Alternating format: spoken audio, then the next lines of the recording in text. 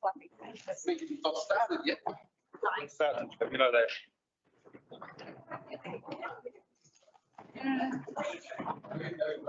Celebrate. Nice. Down the Right.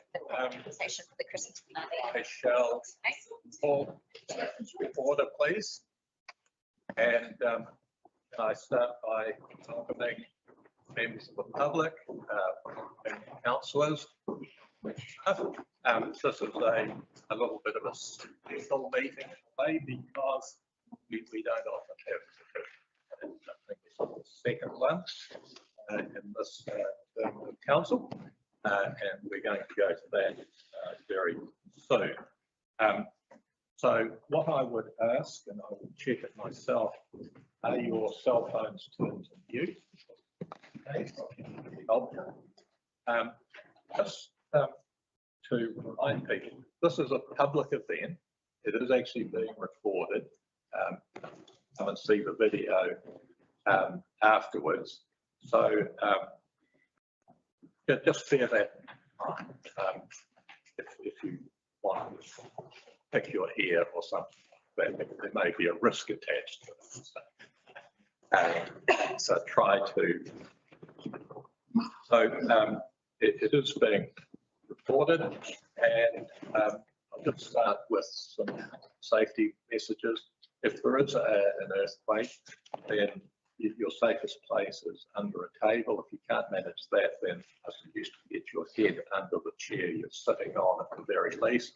If the shaking stops, we will evacuate the building and go to the playground, which is sort of opposite the main entrance to this building.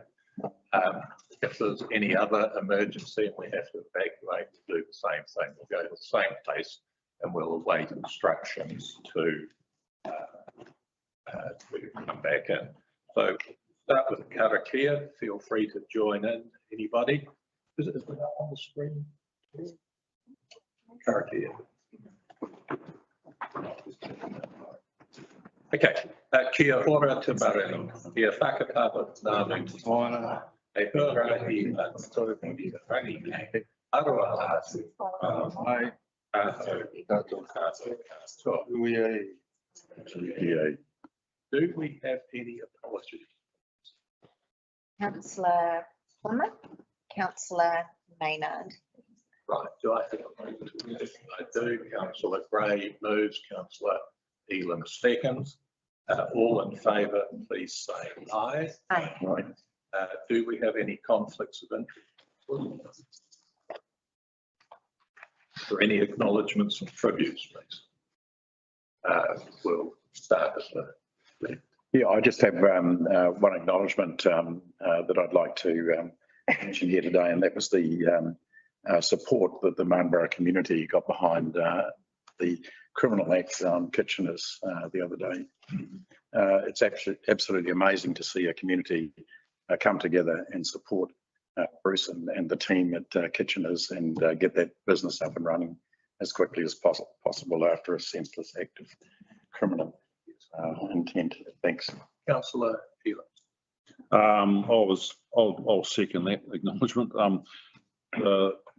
The family who run Kitcheners Dairy there, the Sullivans, do a hell of a lot for this Martinborough community and have done so for a number of years. So yeah, just acknowledge their support to the community, what has happened to them, and the support that the community has given them back in return.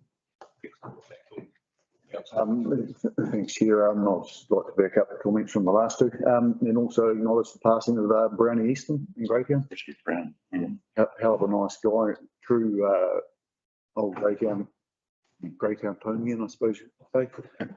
Just a real hard case joker. Every town has a Brownie sort of thing. Yeah, great guy. Yes, thank you very much, councillors. So the first item on the agenda is a petition. Leah Hawkins is here to present the petition and to speak to it. The normal rules around this is that you have 5 minutes, but then we will open it up for questions if that's then necessary. So the time is yours, and Amy may wave at you just slightly before the 5 minutes. Go for it. Good morning, esteemed members of the South Wairarapa District Council. My name is Leah Hawkins and I am the head petitioner of the petition to cap rates increases to 3% for the year 25-26. I stand before you today as a representative of concerned ratepayers, residents and business owners who had signed our petition and urging councils to address excessive rate increases for the past few years. We're deeply concerned about the financial pressure that these increases put on households and businesses, and this is unsustainable and puts financial pressure on our community. We're here to present the petition to you and the council efficiently accept it. There has been received so much support from our community and the total number of signatures for this petition sits at 1,020. Before I continue to highlight the key points of our petition, I want to take a moment to highlight some of the feedback that we received. We believe the numbers to be light in the scope that we have achieved, even though they are significant. If we had a direct line to distribute to each of the ratepayers and residents, we may have had a larger uptake. We understand that apathy, fear, call to action, and a few less than 1% of signatures were opposed to the idea, but this played a significant role in people's reluctance to sign. Apathy was generated from the belief that we can't create change as stakeholders of our council. We don't have a voice and will it really make a difference, or that we won't be heard. There is a level of what's the point. The fear. We had many people comment and say they were scared that they will be personally targeted as a consequence of signing this petition of the council. The call to action, which you may also be aware of in your own proceedings when you're asking for people to engage, was that people think about it, but then they forget and don't do it until later. Opposition to the petition was the fear around better operations in council and processes and overview on accounts will somehow affect our already disintegrated infrastructure. Our specific goal. Capping rates increases for the year 25-26 at 3%, sitting in line with inflation, the outcome that we're looking for. Operational efficiency. Conduct a thorough review of council operations to maintain total expenditure for the previous year of 2025 or as close to that year's level. Implement budgeting and cost saving measures. And we want to secondly prioritise our projects, prioritise essential capital projects, including improved wastewater treatment, enhanced water supply, roading infrastructure, and sitting with an affordable and clearly stated capital expenditure program for the years 26-28. We want to maintain financial security. Providing transparent and accountable financial management, ensuring that the mayor and councillors and local governance team are committed to supporting the financial security of the local households and businesses and fostering the growth in our economy.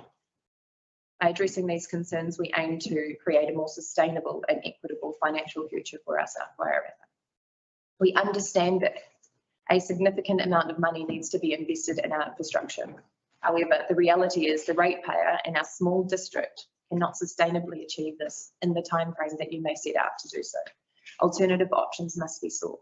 There is a tsunami of expenditure coming our way, and we cannot be met with a business as usual approach.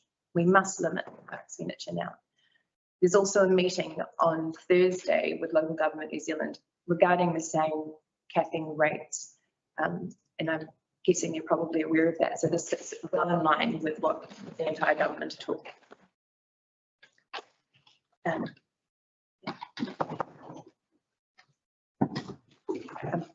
what I need to say. Okay, well, look, thank you very much for that. I think that was very clear to the point. Well done. So we'll open it up to questions from councillors if there are any. Thank you for the presentation. That's very clear and you've done a lot of work. But just quite interested because you said that you've realised that there is a big infrastructure problem accumulated over many years. And you pointed out that the problem of the ratepayers funding this. And yeah, I quite agree with that. But you just talk about different forms of alternative forms of funding. I didn't quite remember what language. I'd like to know if we have have actually made application for additional funding to central government as well. They know that, and to be fair, it's probably one of the only solutions to go for, given the extent of how much money we need to acquire. Yeah. The reality is, just to fix our infrastructure, wastewater, based on what's probably coming for Featherston and what is already done for Martinborough and Greytown, is if we want that to be fixed tomorrow, we're looking at rates increases of over 400% for every rateable property. That's so unachievable. We will break people out of town and we will lose the people that have been here forever. They won't be able to be here. So we have to come up with solutions, and providing solutions around making sure that we're not overspending in other areas where we possibly have to lose nice to have projects, and really focus on, are we procuring properly? Are we doing, if I talk to capping rates, we'll encourage a more effective budgeting. The capping rates will promote transparency and will lead to better tracking of our council information. Where have I got the things here that sort of talk around that? But thank you. That was what I want to know, what your ideas were for the other funds. I mean, I think I'm not really one to answer this, but I know we sort of haven't had to apply for other funding. Councillor Mosley, then Councillor Cook. Thanks, Chair. Thanks, Claire. Great presentation. Thank you. Can I just ask just a couple of questions linked to each other? Have you attended any of our workshops that we've had recently over the last 3 months regarding the amount of infrastructure and what our cost expenditures are? And how did you arrive at the 3%? And how do you know that's going to cover what we need to? We're working within the lines of inflation, and the concern is that over the last 4 years, there has been a $15 million increase to rates for that period of time, and then this another 2 million, so 17 million. I haven't, your original question, Yeah. I haven't attended the meetings, however, I have watched online.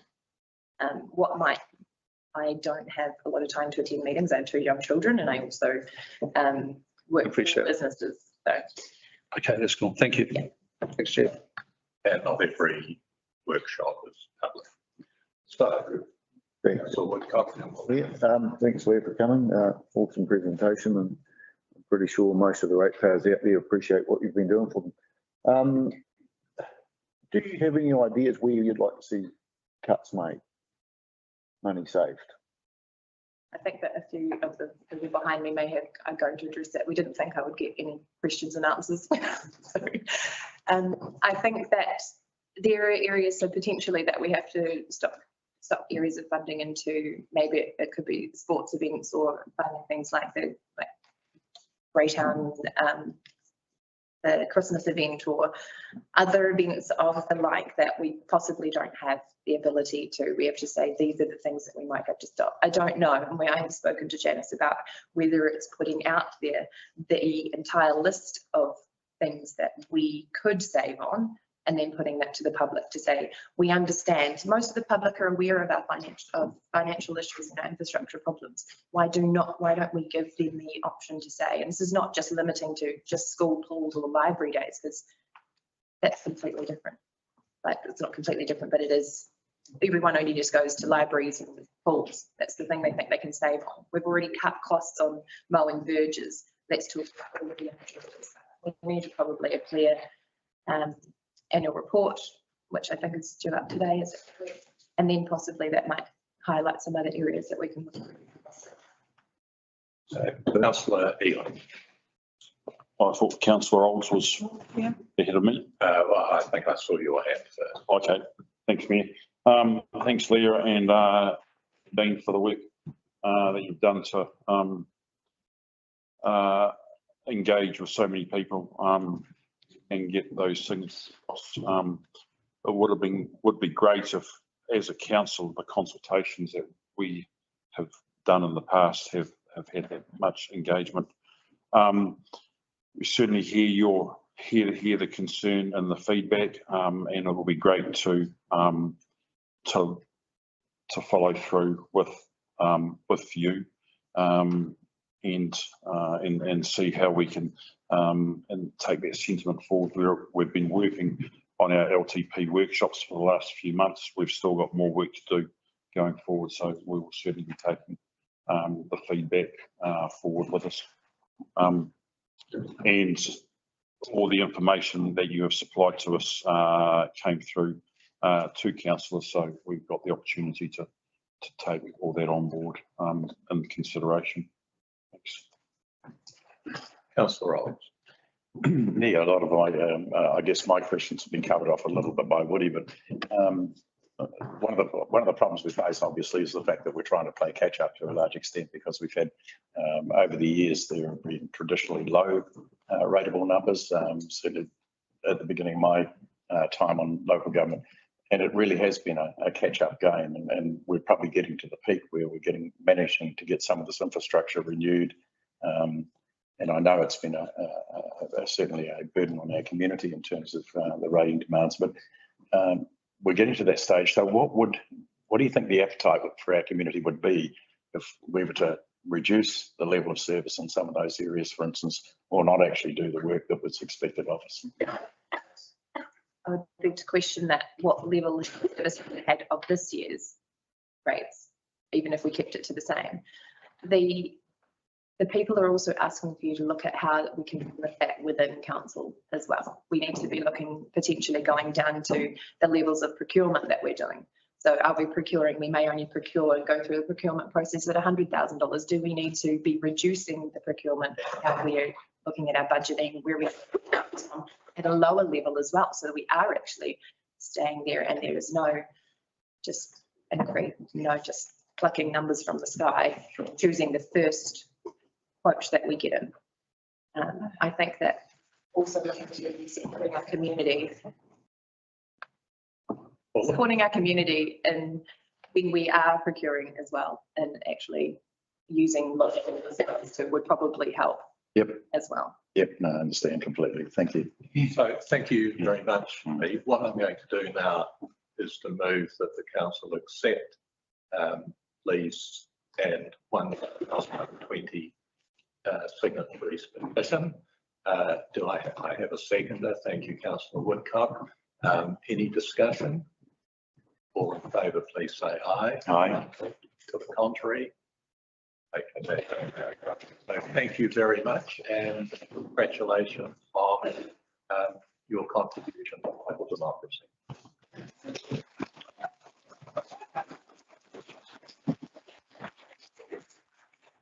So we now come to public participation. The rules are slightly different here.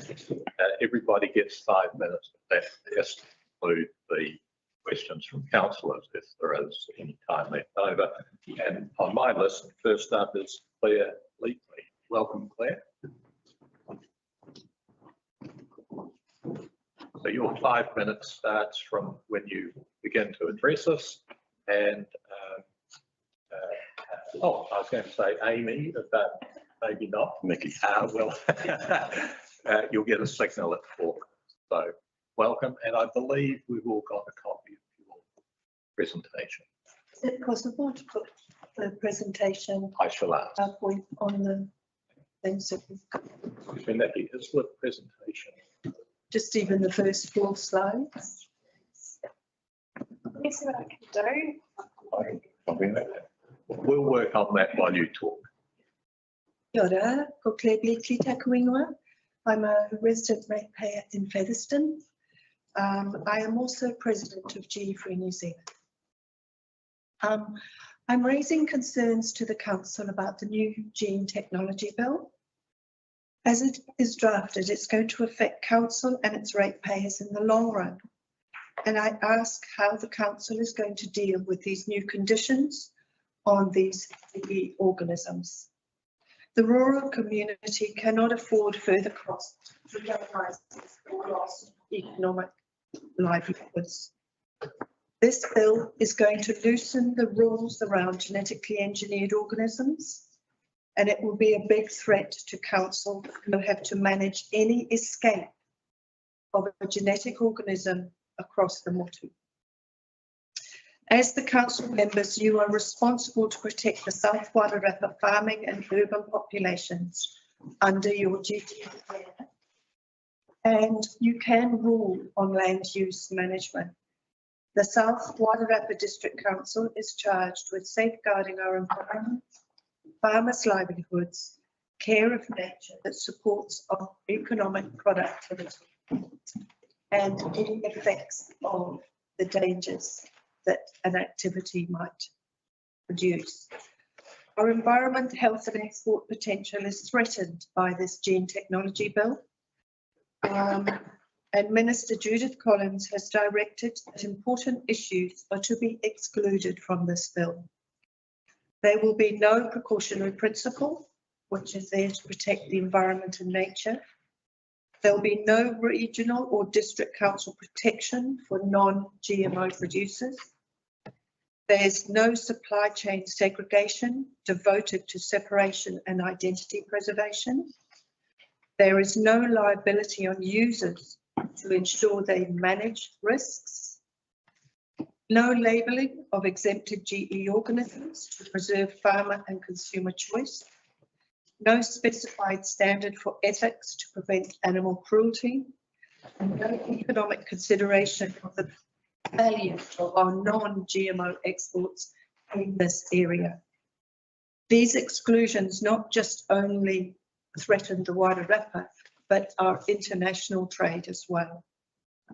And any genetic contamination that arouses, as you can see in your picture, on council reserves, if it does contaminate, say, our organically certified property, there is a liability issue that you would have to cover.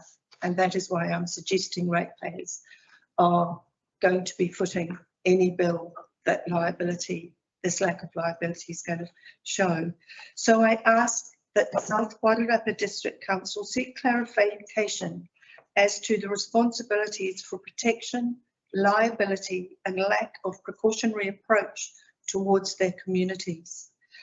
It would be really good if you could write to the government, the Ministry for the Environment and the Ministry for Business, Innovation and Employment to ask if they can address these issues before the bill is released.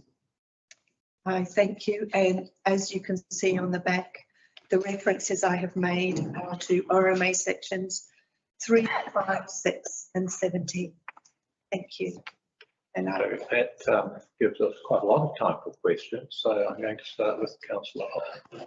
Claire, just a point of clarification. Where's the bill sit at the moment in the House? And it has. The bill is being finalised, it's drafting at the moment. Right. We have been told from the ministry that if there are any changes that need to be addressed, they should be addressed by mid-December when the first reading is expected. Okay, thank you. Thank you for that. Councillor. And just a comment more than a question, Claire. No, I really appreciate you putting this forward. I mean, it's a book which I feel very strongly about personally. And I agree, I know it would affect our trade and some of our European agreements. The government seems to be totally oblivious to that effect, and I think it's got very big, scary implications. Thank you for that. Notice. Yes, I just to go on with that, I think everybody's aware of the wind and of Cyclone Gabriel, and the pictures that I showed you were from the wind. GE ryegrass actually flowers 6 times a year, and there will be no way that pollination, the pollen will not travel across the the assets and reserves, as well as to other farmland. Yes, but I guess I mean that's the danger that does spread, but it'll be beyond that. Don't interrupt. I don't particularly want a discussion. To have questions of clarification. Hi, Claire. Thank you. So just to clarify, you're wanting the council to seek legal advice around our liability exposure, but also what mechanisms we have to limit the use or avoid any GE seeds, I guess, coming in, or Contamination. contamination. Liability. And that legal advice and the process of seeking that clarification, you're aware that there would be a cost with it? May I suggest it's not a legal thing because it hasn't been released.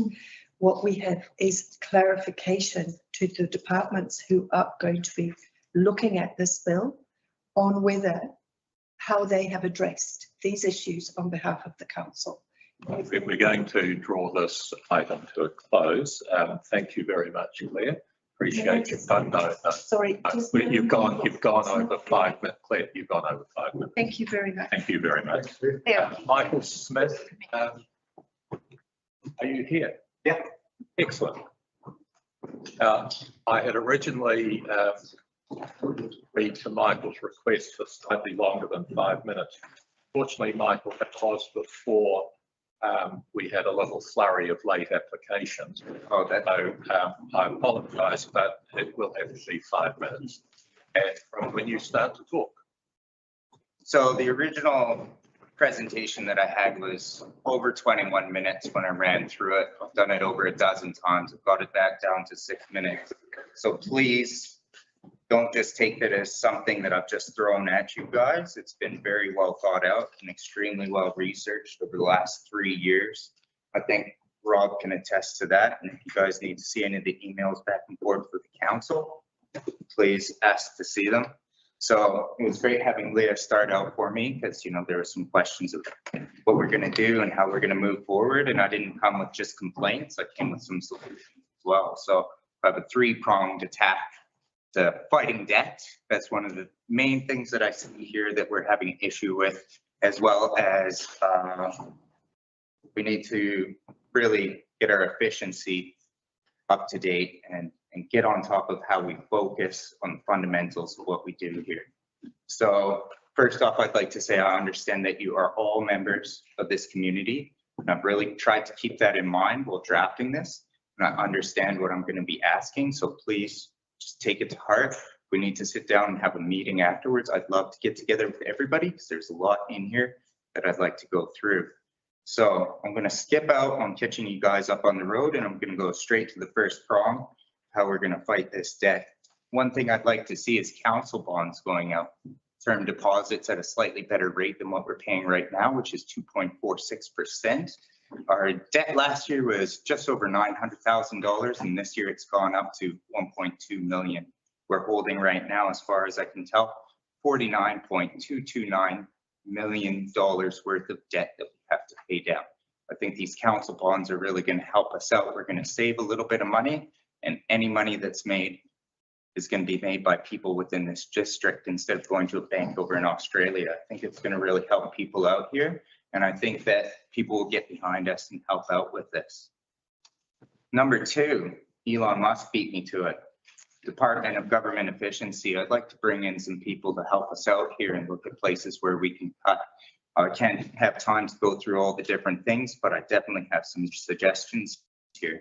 So I'm looking at 2.5% of our $8.1 million budget for personnel. $8.1 million. Paul was like, oh, no, that's way too high. I don't know where you're coming up with that figure. And I quoted him, page 67 of our annual plan, off the top of my head and the numbers. He thought it was way too high. He thought it was like 3.2 million. Anyways, I digress. So I'd like to have somebody come in. And I know what you're saying. You're saying, oh, well, we're already high. Where are we going to find this money? Well, that's the third prong. And these 3 prongs are just the tip of the spear. I do have ideas for a 10-year plan as well. Ralph Klein in 1992 became the premier of Alberta, and he took over a province that had overwhelming crushing debt.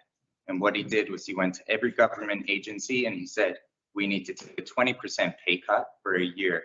I understand that what I'm asking here, and I'm not asking for 20%, what I'm asking here is a lot, but I think it's going to show solidarity for the community. And I know you're saying, well, we have these, and people, you know, refer back to our raises and things like that. But this year, our costs for our personnel went up 12.45%.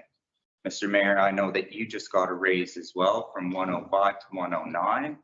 I know that Janice is out for review at right now. The closest fund number that I could come up with for her was about 250,000. So I'm not asking that we fire people. Mr. Bosley, I know you asked that of Andy last time. I'm not asking that we fire anybody. When the department efficiency comes in, I'm asking for 17.5% reduction in our wages, 15% for the majority, the other 2.5% to add on. Excuse me, are we listening? Sorry, are we listening? But we have 38 seconds left. Okay, can I reclaim that time? Because it's very distracting when I'm trying to go through this and compress a 20-minute presentation into 5. Most welcome, Mayor. most welcome to come back to the next meeting. I will definitely come back for the next meeting, and you can book me in at every single meeting from this time on. Excellent. Yeah. So may I continue without interruption? For another 10 seconds. For another 10 seconds. This is disgusting. Disgusting. I'm sorry. But I'm in the middle of a presentation that I'm trying to rush through. I've spent the last 2 months trying to get this road sorted out by my house. Now it's going. No, I'm going to take my extra 38 seconds now. I've been Time's up, Michael. And we're going to move on to Dean, please. For the last 2 months, I've been trying to get a hold of this council. 42 emails, more than half a dozen stops in. On November the 1st, I went into this council office and I notified them of a root ball hanging above, 30 feet above the roadway that I've already complained about. It's hanging above our people and our contractors. And every time it rains, that fucking root ball washes out. Mike, we hear you, mate. We hear you. Right, I know you're upset, mate. I do understand. I apologize for. I am sorry, mate. We have to take them, mate. This is I very. understand you're upset. Right, sorry, Mike.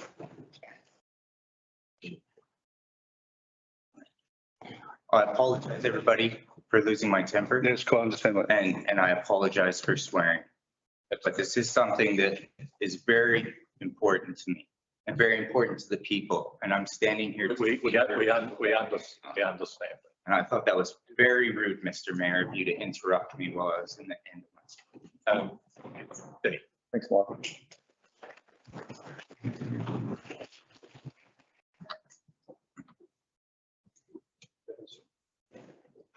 Dean, are you? Yep. Excuse me, Mr. Mayor, can I just make, can we just make sure people don't interrupt the speakers? Like, make sure they get there for 5 minutes. We don't have interruptions by staff or anything. Probably just. I don't believe any staff member. Here is a signal. I don't believe any staff member did it. Maybe I've missed it. Thank you, Dean, from whenever you start. Good morning and thank you for allowing me to present. Today I have a really scintillating subject I'd like to talk to you about, which is principles of consultation. But I think given the history of how we've operated as a council, there's some prevalent information in the Local Government Act that we should actually have a quick look at. In particular, I want to talk about Section 82, which is titled Principles of Consultation. And fundamentally what it says is, and Section 82(1)(a) is that the council has to provide relevant information to people so they can make a decision, which is what we do in consultation. It's the document put out and we look at and we come back to you. And I think it's fair to say that the council does a really good effort at this and the council is continuing to improve. And I know with the next consultation, there's a huge effort to get great documents out there and great community engagement. What I really want to talk about is Section 82(1)(b), and I'll just read it out. It's a bit dreary, but please bear with me. The persons who will be or may be affected by or have an interest in the decision or matter should be encouraged by the local authority to present their views to the local authority. And that's what I want to talk about. The council should encourage. And I'm going to bring up 2 examples. And I'd just like you to turn your minds back to the rate review at the beginning of the year. And there was all this discussion of moving to capital values. And if you could dive deep into your documentation, it showed that nearly every person was going to be affected between 1% and 5%, except vineyards. Vineyards were going to be affected by, if I remember correctly, I'm sorry, I'm only going off the top of my head, I think it was around 60%.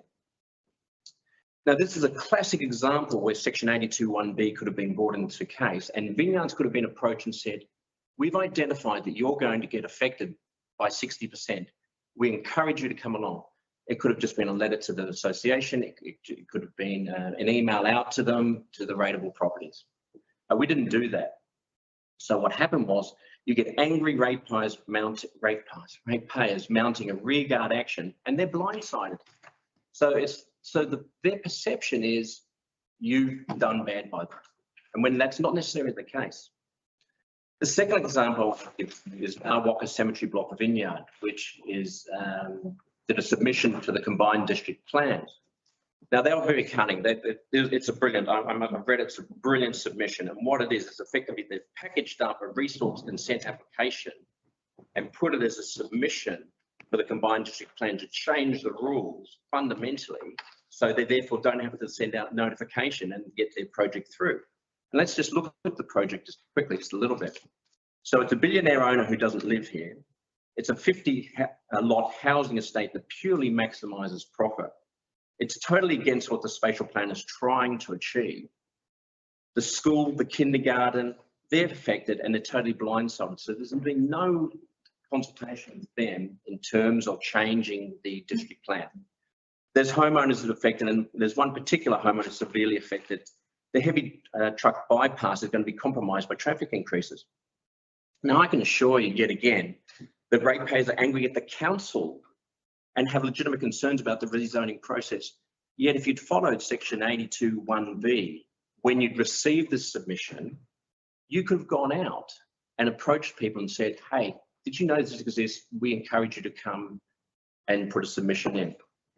So I just want to put this into perspective.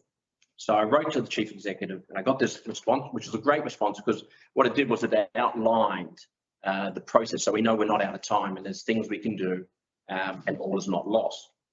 But a couple of things that it does do. It talks about how submissions came in, the council went out, asked for more submissions and said, but we told you on social media, we told you on posters, we told you on radio. And I go, yes, that's correct. You told me under section 82(1)A, that's what you told me. And you ticked all those boxes and you did exceedingly well. What this doesn't tell me is what you did under section 82(1)B, which is how did you encourage anybody that was affected by this to come forward? You know, is that a fair question? I mean, I'm not sure, but let's have a look at some of the stats. And again, I'll just go back to the letter. 688 submissions received, 213 submissions received. Well, off the top of my head, that's 901 submissions received. I don't have time to go through 901 submissions. This isn't at one time, this is over multiple consultations. I don't know how many submissions were in the combined district plan. The reality is ratepayers cannot look at all submissions.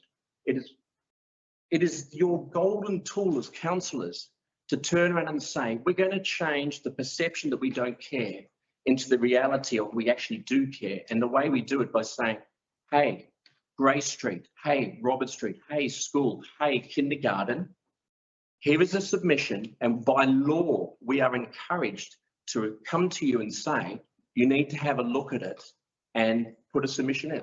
It will make your consultation process so much better. I really say to you, section 82(1)B, it is your friend. Please embrace it. Please utilise it with this consultation period coming up. Thank you. Thank you very much. And that actually brings us exactly to 5 minutes. I was about to say, it was turned off, believe it or not. Dean, what actually? I was going to say, Dean, what actually, while he works that out? Just in relation to your comment earlier, if you're referring to Amy signalling to people, I have asked her to do that. Yeah, oh, no, it wasn't that. I seen people get up and walk, and I'm not sure if that's what upset my wife. Yeah, so. No, it's Mr. Mayor having a conversation with Amy. Oh. Just, you can disagree if you want, but that's all. It's all on video. Thank you, Dean, and there will be no time for questions. Thank you, Dean. So, Martin Freeth, you're next. Thank you. A good paper. Oh, yeah. Tom, thank you for your time. 5 minutes starts now. Stop it when you're ready. I'm going to talk to you about the petition only, and I endorse everything that Leah and Dean have told you. I want to talk about the petition, but I want to start a bit further back, so bear with me, please. I want to sort of give you some basic ideas to think about the petition and basic ideas to carry through on your deliberation, decision making on the long-term plan and next year's budget. It's really, really important. Just to start even further back, I've just walked through the square, beautiful morning, walked past the 75 names on the war memorial, 74 names on the people who died for us in past world wars. And it's a solemn reminder, I put it to you, that we should all value our institutions, our democratic representative way of government, local as well as central. And it all comes down, I think, ultimately to people feeling and allowed to feel, and you helping people feel safe and secure in their own homes and neighbourhoods. And that includes safety from financial pressures and so forth. So solemn reminder. Sorry if that sounds a bit basic, but let's just start there. I just want to unpack those two words, representative, because you are our representatives of the people, not the representatives first and foremost of the staff, the suppliers, the people in Wellington, the MPs, the bureaucracy and so forth. So we're relying on you because there are 11,000 people living in this district. They can't all turn up and make decisions. You do that for us, and thank you very much. The second element of that is democratic. So we just tossed this word around. It means equality and respect among all people is the basis for government. And if we sort of extrapolate that, I'd sort of put it to you that you are an extension of us, and to borrow from Jacinda, you are us. You are our people, and that's really important. Again, thank you. You're not our servants or our masters. Just because you have confidential information we don't have access to, that you have extra speaking rights, authority to make decisions, you're still part of us. You do it only for us. We consider the other things as well, of course. And I'm pleased, I know the temptation to think you guys do all the mahi and, you know, you're up at 11 o'clock at night reading the reports and what have you, and what can we possibly know? The public do know, and they have lots of good ideas. I'm actually going to leave this a bit of a lead behind, might answer some of the questions you're asking, Leah. And we will come back to you, I think you'll find through the next month or two with some more ideas. So I just wanted to say, as you get into the LTP and next year's budget, your role, and I'm just repeating myself, but I think it bears repeating because it's mindset stuff. Your role is to take guidance from Mrs. Smith and the team, but it's also to take guidance and counsel from us as the people you represent at each step of the way. So the petition, as you've got 1,020 of your people, and it would have been more if we'd done more legwork and so forth, are asking you to ensure any rates increase next year is no more than 3%. No more than 3%, please. And you have to get there by adopting a budget that's based on a new drive for efficiency. As the petition says, we want a thorough review of current and proposed expenditure lines next year, into the next year's budget, so we don't go through that. And I don't want to see, none of us want to see, and Leah alluded to this, a quick move to cut some services or what have you as a basis for getting to a media rates cap. We want a more fundamental look at how you operate and how you spend money, our money, on our behalf. Thank you, please. The context, as I've just said, is about democratic representation. It's also about the times we live in. We've got a cost of living crisis, and we've had 96% increase in this council's rate on average over the last 5 years. People are asking, you'll see this in the petition comments, when will this stop? Can we please make it stop next year? Okay, time's nearly up, and I'm kind of thinking you guys are probably thinking, when, you know, yeah, we know all of this, really basic stuff, don't need to be told, don't need to be patronised or lectured. If you think that, great, because we're on the same page, guys. And actually, I get that sense from the comments you make about people and Bruce and so forth. You do care. So take that caring at a very literal level as we go into thinking about what you're going to put on people next year in terms of rates. So if we are in agreement, I'm going to put it to you, sign the petition, please. If you agree with what I'm saying, you recognise fully the moment of what I'm saying and the solemnness of it, please can you each of you think about signing the petition. Turn it into a pledge that you're going to try and live by. I was going to say, from this side of the room, we're actually all on the same page and on the same side. We do want to come up with useful suggestions. A lot of the questions that we'll hear about that, well, what would you do, sort of thing. Okay, fine, we'll do some of the mahi with you. I sat down yesterday and wrote a list. It's only 6 points. I'll table it. I'm sorry I don't have more copies. My printer cracked out this morning. The first one is to cancel your membership to Local Government New Zealand. Oh, if you could leave it. Yep. And he's telling me that's the 5 minutes. Is there enough copies for us all? Or? I'll email it to you. That better be great. Yeah, sorry. Thank you very much. And our next speaker. Thanks, Martin. Thank you. Warren Woodger. Welcome, Warren. And from Legal State. Morning. I appreciate the opportunity to speak with you today. My aim is to highlight a growing concern councillors may not be receiving a full and accurate understanding of how the community feels about pressing issues. In my opinion, the annual long-term planning process about background when it comes to in-depth public consultation. I will illustrate this using a recent example from my efforts to gather support for Leah Hawkins' petition to cap future rates increases at the annual rate of inflation. Last week, I spent 6 hours gathering signatures outside Fresh Choice, and we also approached various commercial businesses to host physical petition sheets. This experience reinforced my belief that fears and political views and a definite sense of futility among ratepayers may be distorting the feedback you receive. When we asked business if they would host the petition, many said they supported the idea in principle, but felt it was too political. This response has me wondering, what does too political actually mean? Councils hold significant influence over local businesses through regulatory powers such as zoning, permits and compliance, all of which directly impact a business's ability to operate. Additionally, businesses may worry about being labelled as political or anti-council, fearing this could alienate customers. We assume this fear of public perception is a key factor behind their reluctance to engage. That said, in my experience, I've yet to meet anyone who supports a rate rise above the rate of inflation.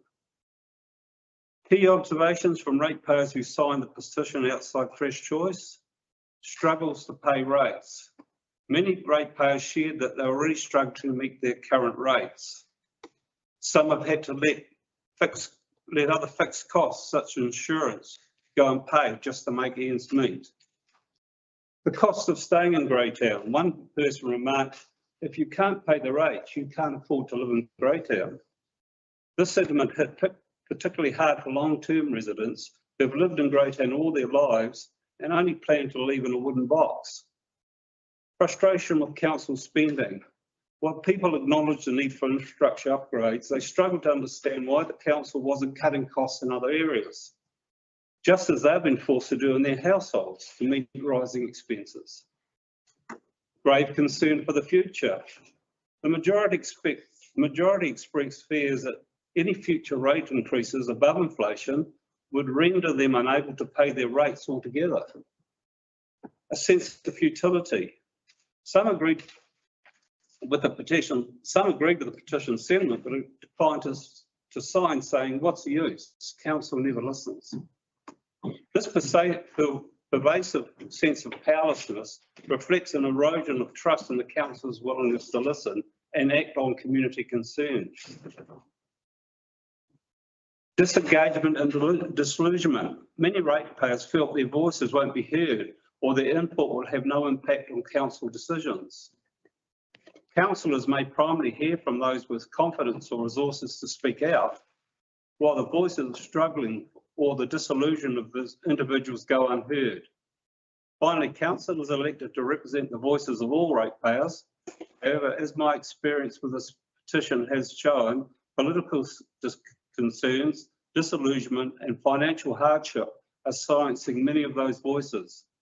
Addressing these barriers is essential to restoring trust, ensuring transparency and fully understanding the challenges South Wairarapa ratepayers face. Thank you.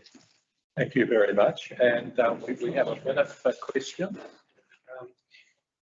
But don't appear to be, so thank you very much. And we'll ask Daphne Geisler to come. Thanks, Lauren.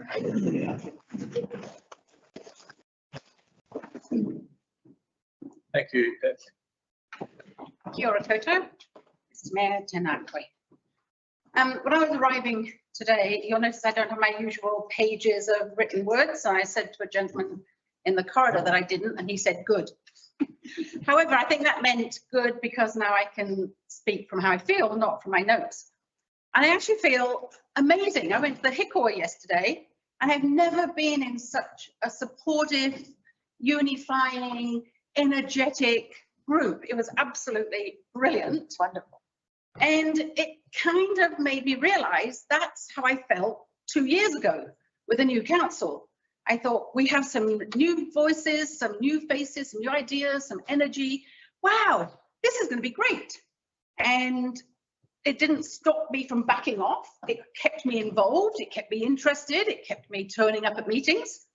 And you had some amazing topics. You had the rates review, you had the annual plan, you had some really big grunty things to deal with. So I participated. And then I kind of became one of the people that Leah just talked about that couldn't be bothered to do it anymore. Didn't feel I was being listened to, ended up having barriers up when I was speaking rather than an inclusive atmosphere. And if you've got a physical barrier, I worry you have a mental barrier. So you may have noticed I've been invisible for the last 6 months. I totally backed off. Nothing's going to change. It's not worth it. The last meeting I went to when I spoke, a comment from a councillor was, she's one person, there's 10,000 people who are happy. So you can see why I stayed home. And then Leah came up with her petition and I said the same things. Leah, don't waste your energy. It's not worth it. It's not, but it is.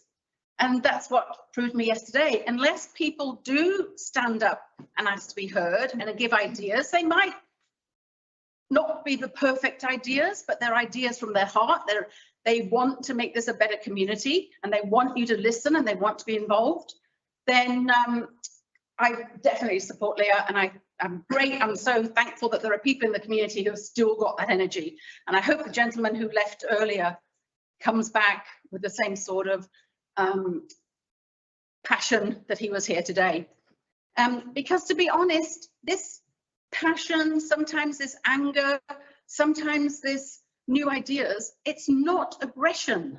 You don't have to be afraid. You don't have to put the barriers up. You don't have to ignore those things. Accept them, embrace them, and we might have a better outcome at the end. So what I was asking for was, we now have another big grunty thing, the long-term plan.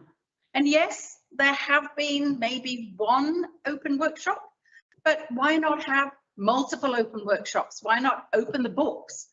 Instead of giving us a choice at the bottom of the list of opportunities, why not show us all the opportunities and give us a chance to participate? Instead of saying, this budget is 3 million and I can't break it down anymore, break it down. Then we'll understand. Then we'll know where you've drawn the line and why. And my sense is that what we're seeing at the moment is the bottom of that discussion, the end outcome. And that's why we often think, oh, the decision's already made. If you're giving me a yes, no answer to what must have been a year's intensive planning, do you really care what I think? If you include me into that intensive planning, if you show me why my ideas are not going to work, if you listen to alternatives, and if you start saying, yes, actually, we can do that. Now let's find a way, rather than maybe what I believe you've been guilty of in the past is putting that barrier up too early. So I don't think it is 10,000 people who are happy, and I think that 1,000 people on a petition hides another 2,000, 3,000, 4,000 people. And as I say, they're all there, and they all do want to support these ideas and create a better community. So I do hope that this might be your last chance for a big grunty project. I'm optimistic after tomorrow that positive things can happen in the world. So I wish you all the best. Thank you very much, Stephanie. I think we have time for one question, and it's yours. So much question, but thanks, Stephanie, and I'm pretty sure 10,000 happy people is a long way off the mark, and don't ever give up. Thank you very much. Now I'm just going to have a 20-second intermission, talk amongst yourselves, and I want to consult. And come back to the things. I mean, we've got all it on standby.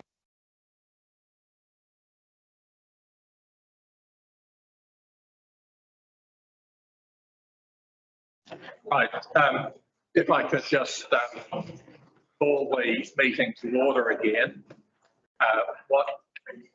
Excuse me.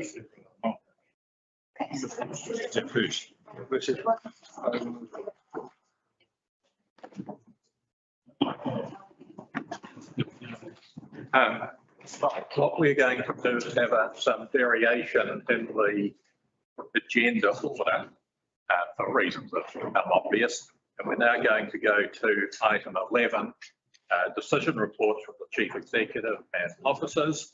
And first up is the adoption of the annual report.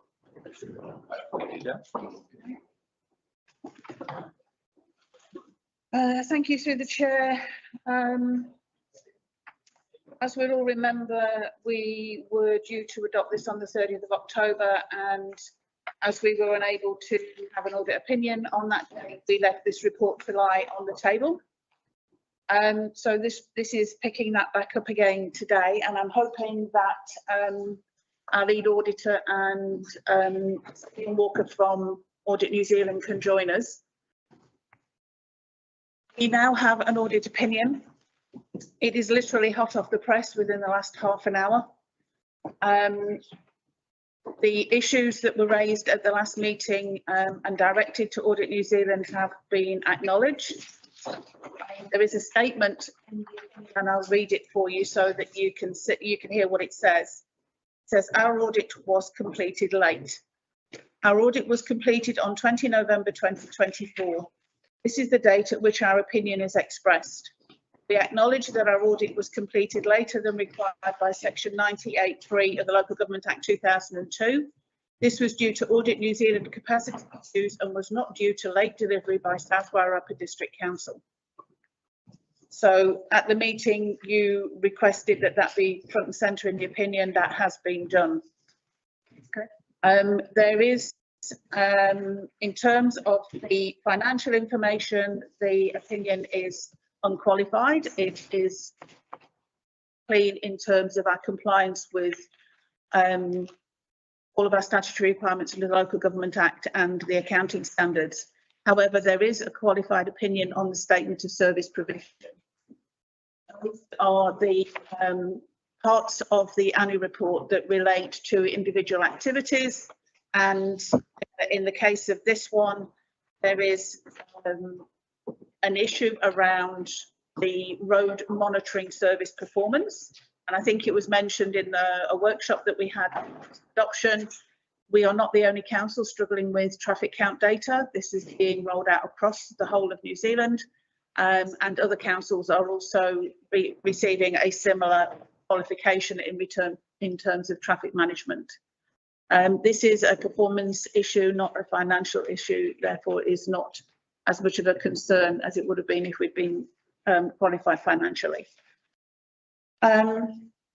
One other point that I would like to raise and just bring to the table whilst I have the floor is around note 7 and note 24 within the annual report financial disclosures.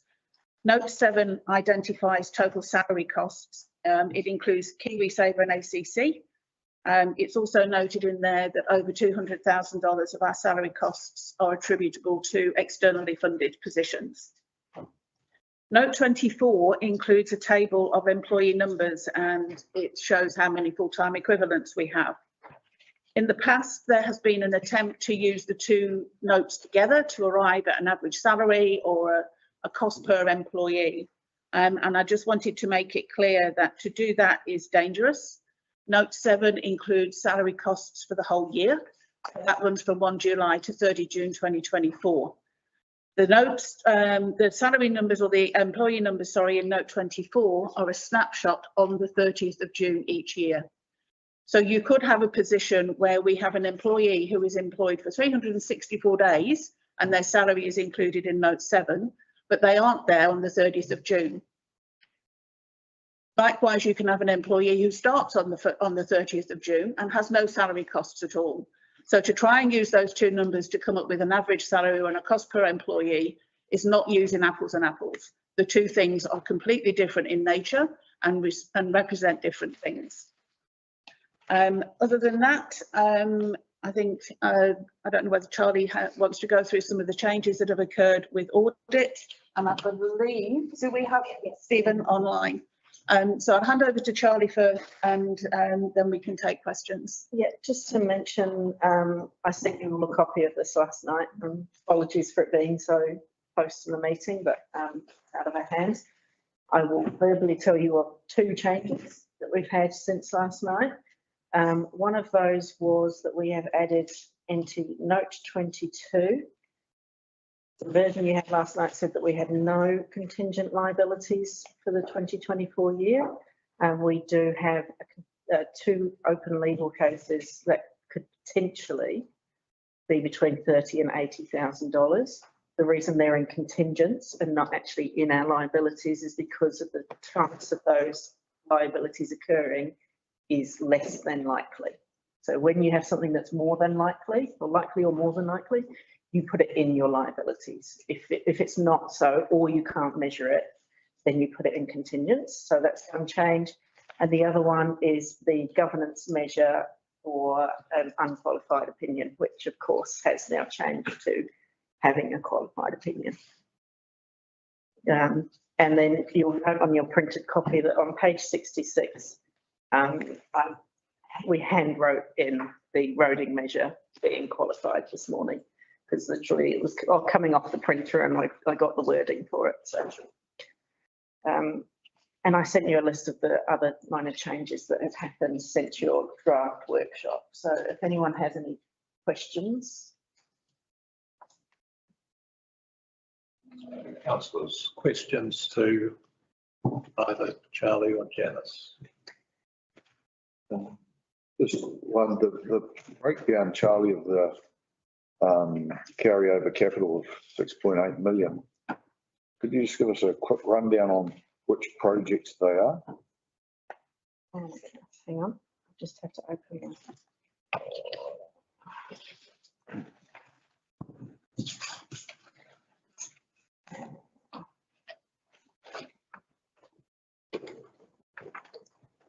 So I only have it at that level that was in the appendix. Appendix has made it to it. Ah, okay. So parks and reserves, the purchase of land for new open spaces is carried over $1 million. Greytown Wheels Park has carried over 1.3. Gateway to the Wairarapa, 115,000. Lake Ferry compliance upgrades, 135,000. Some renewals in campgrounds and cemeteries of 5,000 and 14,000 respectively. The natural burials project is carried over 75. Cemetery extension in Greytown, 155. Renewals in community buildings, 35,000. Greytown sports facility, 793,000, although as we've noted in the press recently, that building is now moving over. Parkeek Observatory, 81,000. Heights access for building, 70,000. Greytown Town Hall, 155,000. The West Haven Flats underpinning, 100,000. Some work on rental properties, Hodder Farm and the old courthouse of 48,000 and 35,000 respectively. Greytown changing rooms in the swimming pools, 154, and renewals in the toilets, 43,000. There's also 258,000 of the office refurb, the original budget from a few years ago that's been carried over, and the 20,000 of signage and rebranding. And then the Memorial Park, obviously, that's been carried over, so it's just over 2 million. Yeah. Will there be a big part of it? Thanks, Charlie. Thank you, Charlie. Okay. Yeah, you can ask good. Yeah, thanks. Yep, Stephen's on the screen behind you. Right. Stephen, I invite you to comment should you wish to do so. Thank you, Mayor, and apologies. I've talking obviously to the back of you and others. Look, perhaps just by way of introduction, obviously met with yourself, Mayor, Janice and Charlie last week.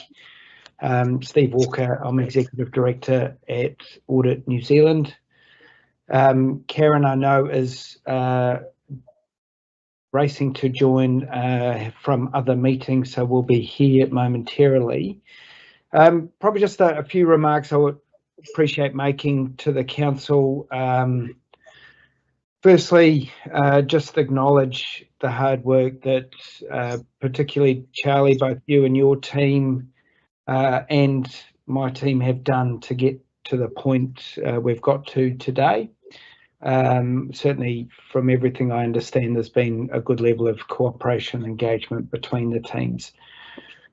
Clearly acknowledge, and we'll talk a bit more to it in a moment, but acknowledge and apologise to the council, as I did to yourself last week, Mayor, on the delay in the adoption, which really resulted from a number of challenges we were facing in terms of capacity matters at our end.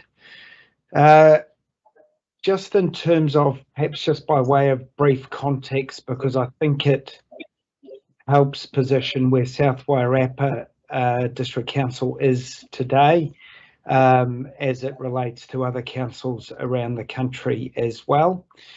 I think from our perspective, we've seen this as one of the toughest years that the local government sector has faced for quite some time as a result of, you know, a level of uncertainty and disruption for a range of things. And by implication, it has been tough for us as well. Whether that be decisions by government, obviously change of government late last year around change of direction around water infrastructure. It meant most local authorities, really only excluding regional authorities and one or two others, they face pressures around the preparation of their consultation documents, long-term plans, as well as decisions about timeframes of adoption of those. And we had a variety of councils at either adopting at 30 June, seeking a 3-month extension, or like yourselves, seeking a 12-month extension. It did result in a significant amount of additional time, both by councils and us as auditors, around those long-term plans. It also meant we were still auditing approximately 15 long-term plans in the July to October period, which, as you well know, is our busiest annual audit period. The last of those LTPs was adopted on the 31st of October. Having talked with my counterparts at Deloitte and Ernst & Young, I know they've equally faced the same impact, and the crossover impact of long-term plans impacting annual audits in the local government sector. For us, it did mean starting a lot of our final audit work later than ideal for all of our annual audits, whether they had a 30 September or a 31 October statutory timeframe. And because of that, I've seen extremely high hours being worked by my people over the last few months, including all of my auditors working the various public holidays in the last 3-month period as well. course, the impact of all these pressures has meant limited to no spare capacity in the audit system, whether that meant dealing with late delivery or other audit issues, whether it was around staff illnesses on both sides or other implications. As at 31 October, we had several central government and local government entities still to adopt their 30 June 24 accounts. The largest of those being Health New Zealand and several local authorities. We also have a number of local authorities, and I think the number's approximately 14 or 15, that have a 31 December deadline due to their deferred LTP timeframe. Your two neighbouring councils, one has a 31 December reporting deadline, that's Carterton, and the other one requested a late start to completion of their audit, with the aim of that audit being completed in the next month. The impact for South Wairarapa was absolutely unfortunate. We take meeting statutory deadlines seriously, as you do, but due to a range of those pressures, unfortunately was unavoidable, and for that I apologise. I do note, and this will be reflected in the wording in the audit opinion, that this was not a result of the performance of South Wairarapa District Council. When I met last week with, I think it was last week or the week before, I can't recall, with South Mayor Janice and Charlie, we have noted we want to work closely with you to agree timetabling into 2025. One, to make sure we don't face this situation again. Also noting you've got your long-term plan, which you'll be working through consultation and LTP requirements around that.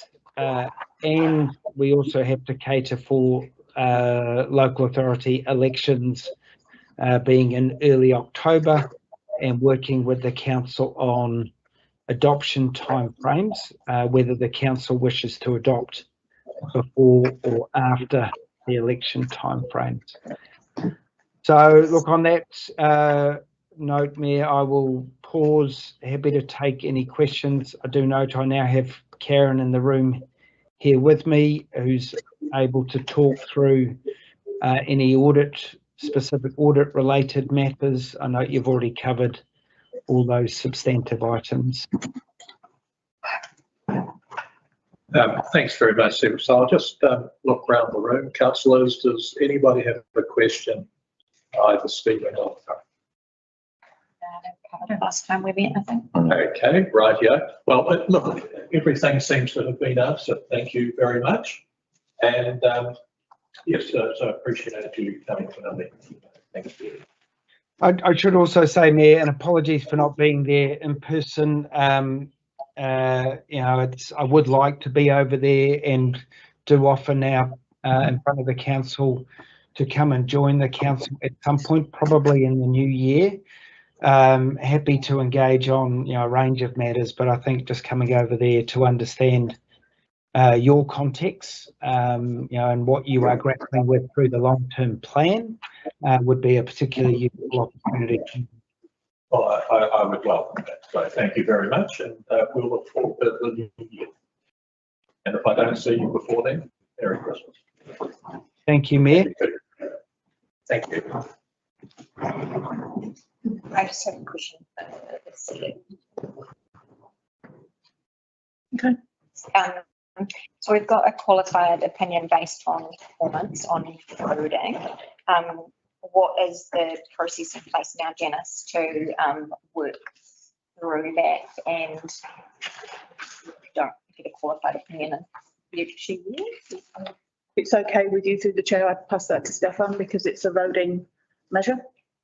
Yeah, thank you, through you, Chair. So we have engaged some external help with this. The process is to complete the counts on the roads, then run it through a formula that provides estimates. Those estimates are then recorded in RAM and underpin outcomes for a lot of things, for our budgets and also into the DST and into audits performance. We will do that process very shortly, and we'll make sure that we do that with the right regularity, the right frequency to ensure that this wouldn't happen again in an audit context.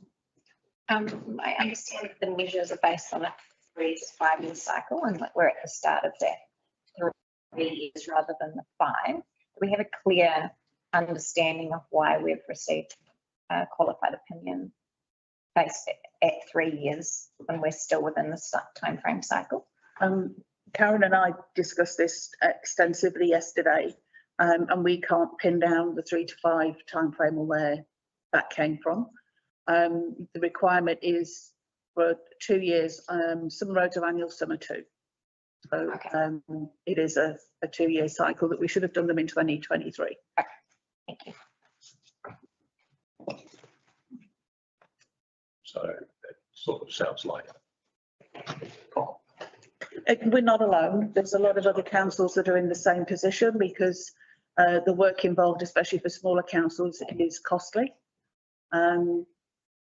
So, and it's not just smaller councils that are being affected by this. There are other councils larger than us that have got the same qualification.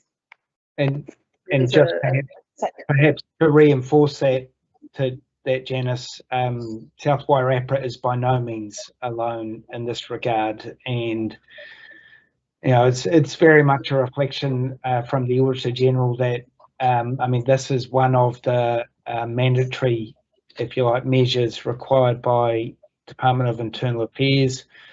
It's an important matter, obviously, an area of performance for you and your communities.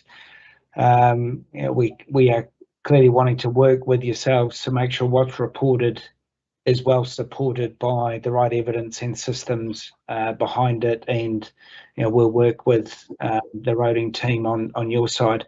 But just to reiterate, as Janice said, many other councils have also been qualified in this area for some slightly different reasons at times as well. Some of it is the frequency of surveying, other system or information issues as well for some councils. Thank you. So it sounds as though maybe quite a lot of people have the same. Yeah, that's right. Councillors, before we come to the recommendations, do we have any other questions? Well, that sort of makes me think an excellent job has been done. Well done. Yes, I understand, Janice, this may be the first time you've ever been near a qualified report, so I hope you won't take it too badly. It's not in the financial area or anything like that.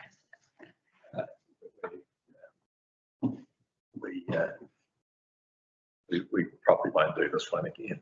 Anyway, we've got 7 recommendations, which are reasonably pro forma. I will move all 7 at once. Do I have a second, please? I do. Thanks, Councillor Gray. Any discussion from anyone here? Okay, in that case, all in favour of recommendations 1 to 7, please say aye. Aye. Yes. Thank you very much. That's lovely done. I think we're Thank you. being on time, and we now come to the Wairarapa local. Excuse me, Martin. Yes. Excuse me, Martin. I'd like to move a temporary suspension of standing orders under paragraph 3.5 standing orders. I think I'd like to see some discussion regarding the petition that was raised and presented to council earlier this morning. So yeah, just would like to move a temporary suspension of those standing orders under 3.7 to allow that petition to be discussed. All in favour, please say aye. Aye. Thank you. Thanks, Mayor Martin. Can I check, council, is this an item that you wish us here for, or should we drop off at this? Thank you, Stephen. Thank you for coming. Okay, thank you. Bye now. Thank you. Thanks, Mayor Martin. I'd just like to say that, again, we've already heard comment and from a number of members of the public and public participation this morning. With the petition receiving signatures of nearly 10% of our residents and ratepayers, which is significantly more than what we've ever received in our consultations, I just would like to see if there is some way of including some of our community members within our LTP workshops, which we have got leading up until Christmas, and perhaps working with the organisers of the petition to see as to whether we can have some representative members of the community of our communities involved in workshops around our LTP, upcoming LTP. Are our staff able to talk to the workshops that are open? So obviously there are reasons, legitimate reasons for having some of them closed, but are the ones prior to Christmas and certainly into the middle of the year, are they open and therefore able to have some level of engagement with our community? Through the chair, I think that there is a really strong possibility that we could organise the morning session on the, and I keep saying the 6th, and it's the 4th of December. We've got a full day's workshop to go through the look and feel of the consultation document that day.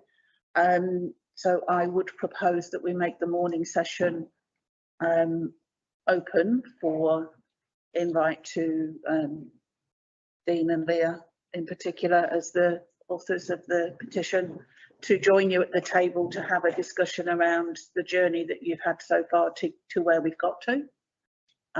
If that satisfies the request. Yes, that would be great. I'd be happy for that. Yeah, no, I'd really encourage it. And in fact, I'd go so far as to say we brief the representatives from our community, for instance, that are coming to us on where we're at and where we've got to right up to date, so that when they come and present to us, then they're fully exposed to the conversations that we've had around the table now. And I guess that'll add a little bit more to the conversation that we have with you when you present or when you come to that LTP workshop. So most important, you're informed as well. So.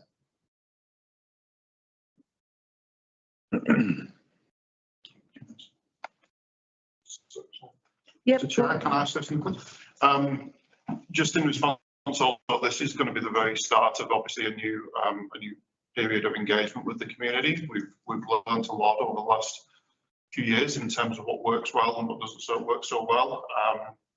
In the next couple of weeks, we'll be bringing in a new engagement platform, which will allow us to pick up on Dean's earlier points about more targeted engagement with communities of interest.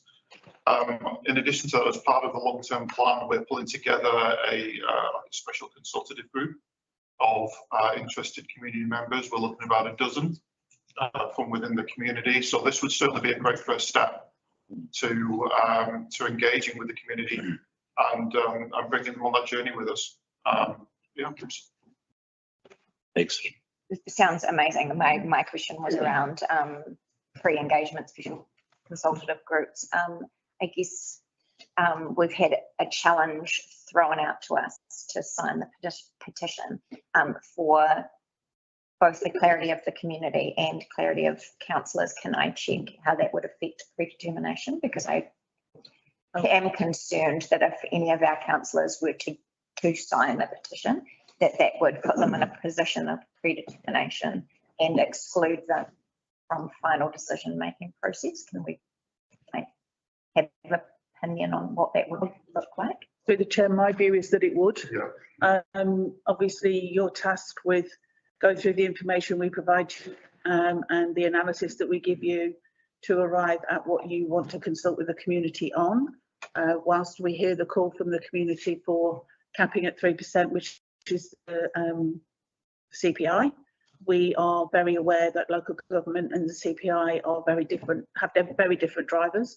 But I acknowledge what the speaker said this morning in terms of what's hitting the public and how it's affected them in terms of the cost of living crisis. So I think that it would be definitely an issue if you were to sign the petition and then whatever subsequent decisions follow. But that doesn't mean that we don't take seriously what's been said this morning. That was just, I just wanted to, for everybody's understanding, be clear that a signature or no signature is not in any way reflective of hearing or understanding the sentiment of the petition. And I've certainly read through all of the comments that are attached to that several times over. So I understand the sentiment that sits behind it. But we as elected members are also bound by certain rules and procedures.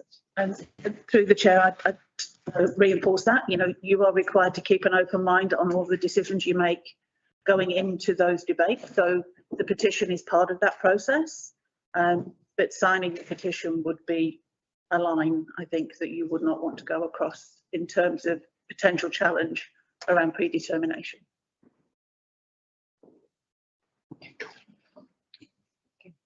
Will officers extend a formal invitation to Leah and? Yep. Absolutely. Absolutely. Thanks very much. Thanks, Mr. Martin, for allowing me. I think the other thing that Paul didn't add is that we're currently working on identifying all of our key stakeholder groups so that we have a clear understanding of the groups that we should be engaging with at different times. And just for clarity, I did meet with the Wine Growers Association last week and we have connected those into the stakeholder register. So they should get picked up as an interesting group going forward. Thank you. Thank you. Excellent. Thanks. Would you like to move that we return to standing orders? Yes, is there a particular section on the understanding orders? But no, I'll move that we return to standing orders in the scheduled agenda of this meeting. Aye. Thanks, Mayor Martin. The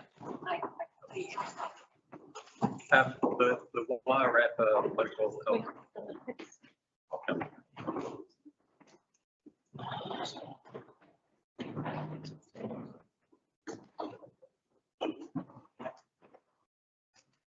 Kia ora. So today I am here with you with the Wairarapa local alcohol policy. This is a accumulation of the work that's taken place this year.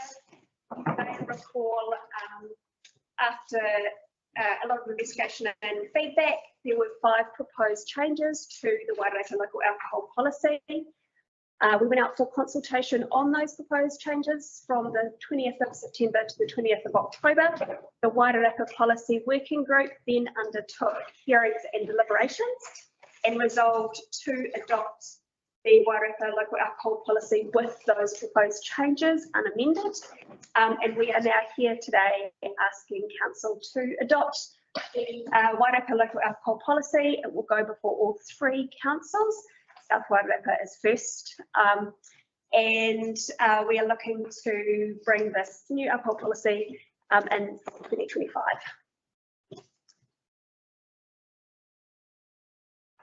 Well done.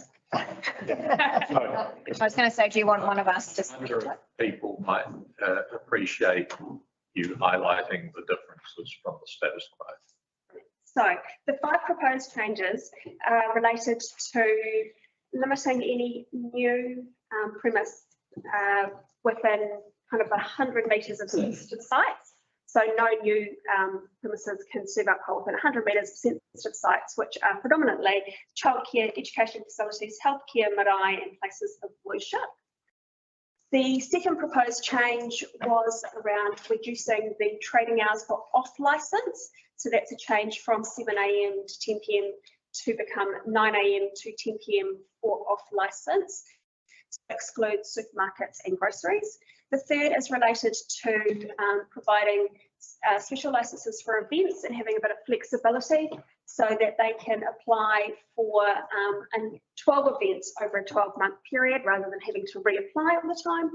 And then proposal number 4 was no licenses for child-focused events. So these were events particularly for children and young people under the age of 18.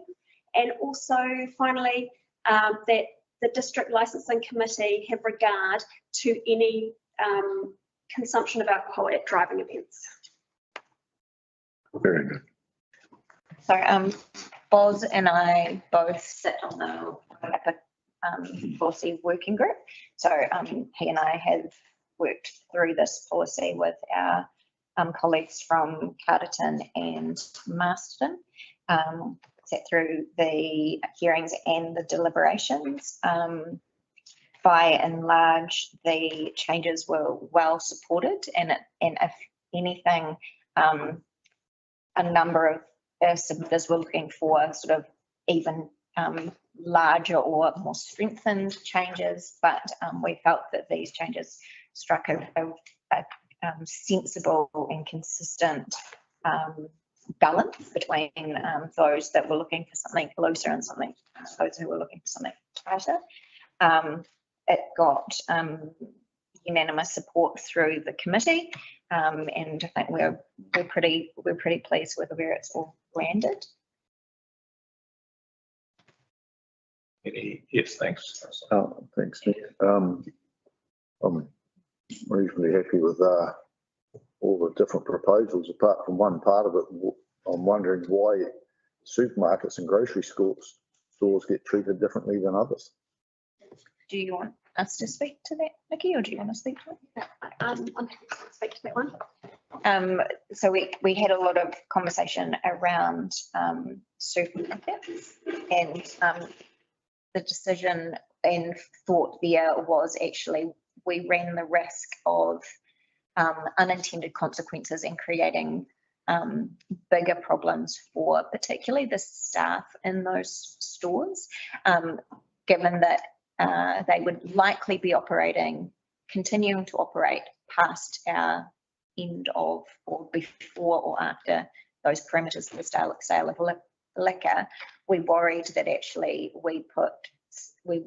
our policy would put staff in harm's way for trying to control the sale of liquor in an otherwise open store. So that was one of the big considerations that was given to why they were excluded. Aren't they already open outside the original hours anyway? So that's what I'm saying, because they're likely open, I don't know, 7 a.m. till 10:30 a.m. We ran the risk of leaving staff who may be young or less than qualified to conflict resolve on those outside hours, the sale of liquor, and we're worried that would be an unintended consequence. But I find that all the supermarkets are already open past 10 o'clock, some of them, aren't they, in Marston? So you're going to get that result no matter what at night. I think we're saying the same thing, but maybe not understanding each other. Our reason for not doing it was that if they were open past the cutoff, that their staff would then be in an unpleasant situation of having to stop the sale of liquor between the time the cutoff happened and the time they closed. They don't even have to stick to the old rules, so as long as they're open, doesn't matter what time of the day. Is that what you're saying? No, through you, Chair. So it is, at the moment, there is no change for supermarkets. So we are leaving supermarkets as is. There's no change for them. It's just. Is that the 7 till 10? So that is, at the moment, it is 9 a.m. to 10 p.m. So there is, for our supermarkets, they are exempt from those hours. No, but I'm saying so what hours are the supermarkets allowed to do it? That's what I'm asking. At the moment. So at the moment, the supermarkets are allowed to do it from the hours, which is 7 a.m. to 10. Yeah, that's what I'm saying. They're open past 10 o'clock at night. So the argument of letting them have different hours, even they're already open past 10 o'clock at night, so they already have to control it while they're open. They're not so. So through you, we did do a bit of research on this, and we didn't actually feel that there were many supermarkets affected by this. One of the biggest pieces of consideration we took in this policy is looking at alcohol harm, which is a factor that we really need to consider when looking at this. And we felt that the policy was actually providing enough support for our community at this stage, but we did note that those licensing hours is something that do need regular monitoring. So we are expecting that those licensing hours will come up for review in the next policy again. At this particular point in time, we felt that the policy was doing the job that it needed to do for protecting our community from harm. And certainly, I can't comment on all of the supermarket closing times, but certainly Greytown, Featherston, possibly Mountain Barrow, all closed before. Yeah, doing the master ones, what I'm thinking about. Through the chair, I might just add that off licenses can sell hard liquor and supermarkets can't, or don't. So that's another thing to consider in terms of those hours of operation. Councillor Evans. I was just going to say, I've just quickly looked online and seen that New World up at Marston and Woolworths up at Marston, they're closing our times at 9 p.m. at night. So certainly we're well inside that 10 p.m. I suspect Atkins is possible. I'll check that, yeah. Good mate. Excuse me, Nikki, just a couple of comments. So let's imagine we go in a minute, we agree with the recommendations. They're still subject to the other two councils agreeing. We did have unanimous agreement. We are following the deliberations, so we do expect both other councils to adopt the Wairarapa Policy Working Group. Also because every council saw the consultation document, so there was these proposed changes were part of the consultation document, which was adopted by all three councils as well. And look, this is a kind of pernickety question, but if you look at recommendation 2, it says note that we received 33 submissions. Should that not be note that the Wairarapa Policy Working Group received? Potentially, yes. So the submissions were received across the whole of the Wairarapa district. They were in, they came in through submissions, email addresses through the libraries and through post, and then they all went up to Masterton, and Masterton undertook the processing of the submissions and the analysis of those results. But certainly I mean, most people would interpret we as this council, but actually that's not really correct, is it? So if you like to propose a more accurate wording. Through the chair, I'll just take the words we received and replace it with that. Notes that 33 submissions were received. Good idea. Have you got that, Amy, please? Yeah. Right. Any other comments, questions at this point? Okay, so we've got 1, 2, 3, 4, 5 recommendations, of which number 3 is the guts of it. Do I have somebody to move? I do. Thank you. So thank you, Councillor Bosley. Any discussion? Okay, all in favour, please say aye. Aye. Against? Okay, that is carried. Now, what we're going to now do is to move back to items 6, 7 and 8. If we skip by because we had visitors for the annual report waiting online, so I think nobody would mind. Is there any other urgent business that people would like to raise? Okay. We'll come to the confirmation of minutes. So we're looking at the minutes from 30 October 2024. Do I have a mover to agree that they confirm true and correct? Thank you, Councillor Holmes. Seconder, please. Thank you, Councillor Gray. All in favour, please say aye. Aye. Against? That's carried. I'll just abstain because I don't think I was here for that. Okay, 1 abstention. And are there any items that arise from that previous minutes? There appear to be not. So in that case, we're now going to go to item 16, which is public exclusion. And so I will possibly read out the resolution to exclude the public. So about to recommend that the public be excluded from the following parts of the proceedings of this meeting. The reason for passing this resolution and the specific grounds under section 48 of the Local Government Official Information and Meeting Act 1987 for passing of this resolution as follows. Firstly, we're going to discuss, hopefully approve the minutes of a previously public excluded minute. We're going to discuss the Lake Ferry Holiday Park lease structure. And the reason that we discuss this in committee is that it would prejudice the commercial position of people who have access to the information. So do I have a mover to public excluded, please? I do. Councillor Corley, Councillor Old seconded it along for the meeting. All in favour, please say aye. Aye. So we'll just take a little break while Amy deals with the live streaming.